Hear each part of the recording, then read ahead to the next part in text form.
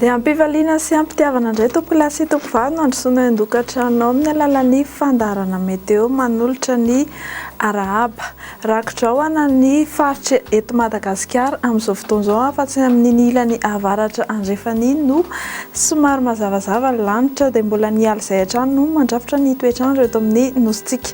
Arak'izany ary teto izao manaraka izao ny toetrandro no vinavinaina ho amin'ny rapitso ny maraina dia hanorana malefaka ny faritra Sava, Analanjorofo sy Atsinanan'iny fa somary aka endrika tandrifin-drahona kosa izany.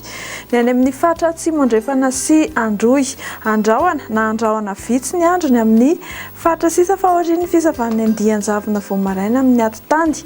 Amin'ny faritan'ny Fianaratsoa, mafimafy ny fitsokan'ny rivotra ny amin'ny tendrony avaratra sy ny tendrony atsimo nosy ka mila mitandrina ny mpampiasa ranomasina amin'izany faritra izany. Ho amin'ny rapitso tolakandro indray dia hanorana tandrifin-drahona manomboka aty amin'ny faritra Atsinanana Vadivavy-Fitovinany. Aka endrika tandrifin-drahona izany ary mety araha-kotroka indraindray ny amin'ny ray apahatelo atsimon'ny Gasikara, Andrahoana na Andrahoana vitsy ny andro ny amin'ny faritra sisa. Somary atsapa-tsikitsika manerana ny nosy ho amin'ny rapitso izany hoe izy fidinan-kely ny maripana. 10 hatramin'ny 12 degré izany aty amin'ny faritra ny Havoatandy. Ny faritra Moritsiraka kosa manodidina ny 13 degré celsius indrindra ny amin'ny Moritsiraka Atsinanana fa Moritsiraka andrefana dia latsaky ny 14 degré celsius avokoa.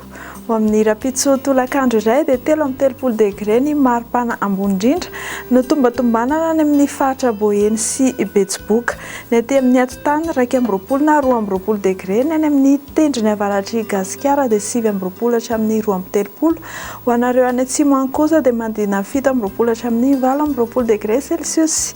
Raha hipita ranomasina ianao fataro amin'ny rapitso fa hibalika be indray ny masoandro amin'ny rapitso any Paris any. Ifandimy kosa ny rahona sy masoandro any Milan sy Johannesburg ary ny faritra Seychelles. Hanorana malefaka ny Maurice sy Comore ary Nairobi. Hanoram-baratra kosa ny faritra Bangkok. Eny ary tompoko, izay no azonao rosoantsika ho amin'ity alina ity.